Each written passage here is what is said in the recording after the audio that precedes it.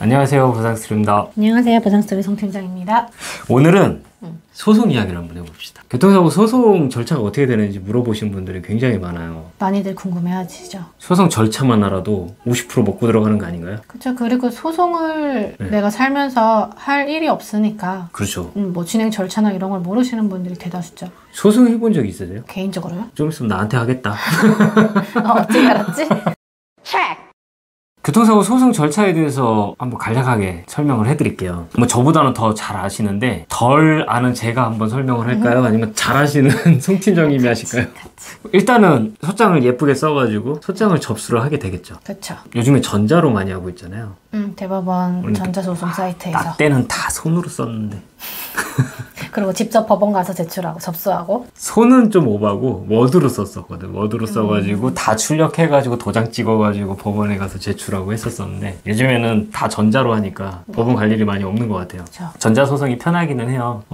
우리 송 팀장님이 전자소송 하는 방법에 대해서도 준비는 됐는데 영상만 못 찍고 있지 지금. 저 아직 편집 기술이 없어가지고 이걸 어떻게 영상으로 올려야 될지 모르겠는데 준비되는 대로 바로 올려드릴게요. 전자소송 어떻게 해야 되는지. 그럼 이제 소장 잘 써가지고 접수를 하게 되고, 접수를 하면 이제 인지대 송달료를 납부를 하고. 접수를 할 때 우리가 소가를 결정을 해서 접수를 하게 되거든요. 3천만 원 이상이냐 이하냐에 따라서 법원이 달라져요. 그래서 3천만 원 미만은 소액, 3천만 원 이상은 단독으로 들어가게 되거든요. 우리가 이제 신체 감정이 필요한 사건들은 보통 단독에서 진행을 하고 있어요. 그렇게 해서 이제 소장 접수를 했고 인지대 송달료를 납부를 하게 되면 법원에서 상대방 이제 보험회사나 이쪽으로 송달을 시작을 하게 되고, 송달이 되는 동안 신체감정 신청서를 넣거나 아니면 형사기록 문서 송부 촉탁을 하거나 이런 식으로 오늘 하죠. 발음들이 좀 어렵다. 발음이 힘들다. 이렇게 해서 이제 저희는 이제 신체감정 신청서를 법원에다가 넣게 되고, 법원에서는 신체감정 예납금이 한 과당 지금 40만 원일 거예요. 뭐 정형외과, 신경외과, 안과, 성형외과 이렇게 4개 과가 들어가게 되면은 예납금만 160만 원 내셔야 될 거예요. 신체감정도 돈이 있어요. 많이 다치신 분들은 되게 여러 개 과에서 신체 감정이 진행이 되기 때문에, 그러는 사이에 우리는 이제 뭐 형사기록이 필요하면 수사기관에 형사기록 문서송부 촉탁, 대부분은 우리가 민사소송을 할 때쯤 되면은 수사는 다 끝나 있어요. 그래서 대부분 그 기록들이 관할 검찰청에 있습니다. 그래서 검찰청으로 보통 문서송부 촉탁 신청을 하게 되고, 우리가 이러는 사이에 상대방에서도 이런 절차들을 진행을 하게 되겠죠. 변서를 제출을 하고 네. 이제 필요한 서류들을 얻기 위해서 네. 문서송부 촉탁을 한다든지 아니면 사실조회를 여기저기다가 한다든지. 여기저기다가 신청을 하게 돼서, 뭐 피해자의 기존의 기हाँ증 등을 확인하기 위해서 건강보험공단에다가 10년치 급여 내역서들을 확인하게 되고, 또 소득을 확인하기 위해서 세무서나 아니면 직장에나 뭐 이런 쪽에다가 다 사실조회나 문서송부 촉탁을 보내게 됩니다. 그래서 이러한 자료들을 확보를 하게 되죠. 기존의 어떤 기हाँ증이나 이런 부분을 숨길래야 숨길 수가 없어요. 소송을 하는 과정에서는 다 드러나게 돼 있습니다. 그래서 이제 우리는 이제 신체감정 신청을 했기 때문에 신체감정 병원이 지정이 되게 되고, 그 병원에서 이제 날짜를 맞춰가지고 가서 신체감정을 받게 되죠. 신체감정을 받게 되면은 병원에서는 이 환자의 몸 상태를 기록을 해가지고 그 문서를 다시 법원으로 보내주게 돼요. 그러면 아까 여기서 우리가 예납금 40만 원 낸 거 있잖아요. 네.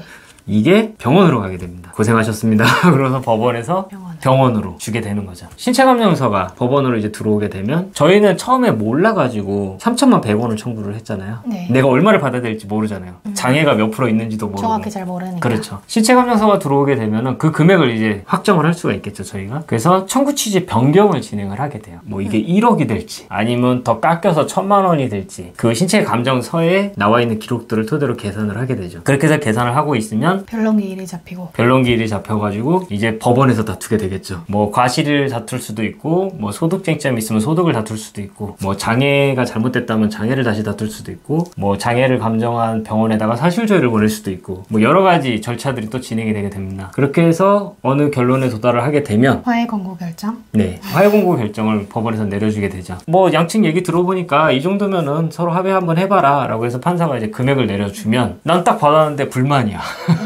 나는 1억 청구했는데 화해금고가 1,000만 원 나왔어. 그럴 수도 있거든요. 불만이잖아요. 그럼 이의 신청을 하게 됩니다. 이의 신청도 2주 이내, 14일. 그렇죠. 받은 날로부터 2주 이내에 저희가 이의 신청을 하게 되고 우리가 할 수도 있고 보험사가 할 수도 있어요. 근데 받아들여서 네. 소송이 끝나게 되면은 화해금고는 소송 비용은 각자 부담이에요.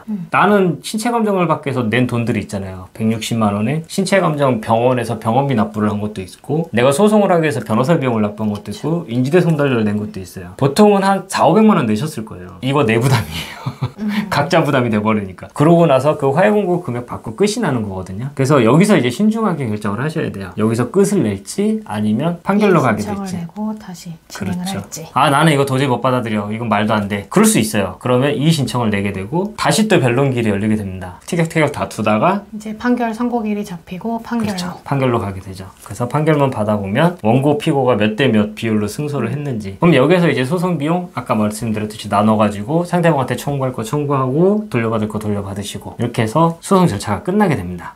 간단해.